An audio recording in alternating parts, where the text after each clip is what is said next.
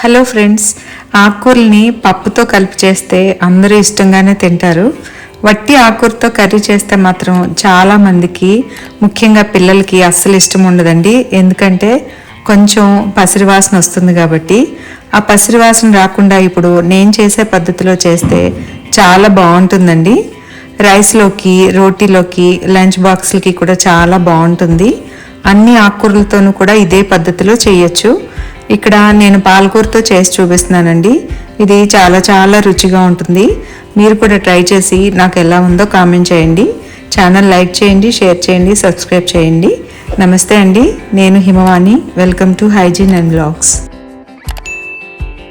ముందుగా మిక్సీ జార్లో ఒక హాఫ్ స్పూన్ ధనియాలు, హాఫ్ స్పూన్ గసగసాలు, ఒక స్పూన్ నువ్వులు, హాఫ్ స్పూన్ జీలకర్ర, కొద్దిగా అంటే చిటికెడు మెంతులు, ఒక హాఫ్ ఇంచ్ దాల్చిన చెక్క, 3-4 ఎండుమిర్చి తీసుకుని వీటిని మెత్తగా గ్రైండ్ చేసి ఉంచుకోవాలండి.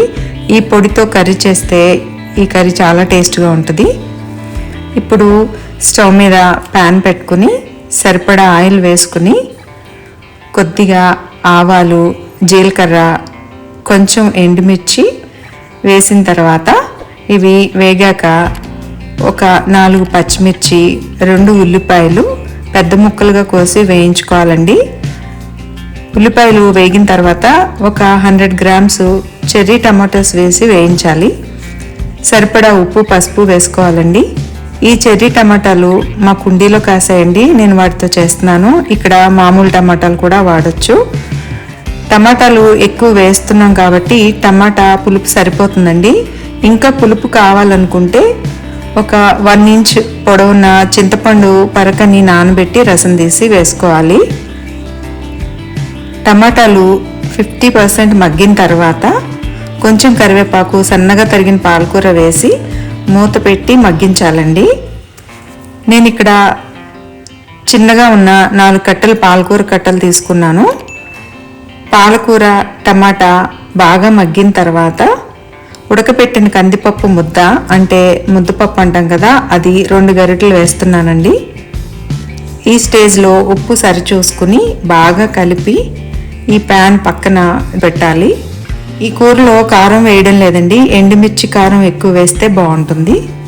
ఇప్పుడు స్టవ్ మీద ఇంకో ప్యాన్ పెట్టి నెయ్యి కానీ ఆయిల్ కానీ కొంచెం వేసుకుని అందులో కొంచెం ఇంగువ, వెల్లుల్లి, కరివేపాకు వేసి వేయించి ముందుగా చేసి పెట్టుకున్న పొడి వేసి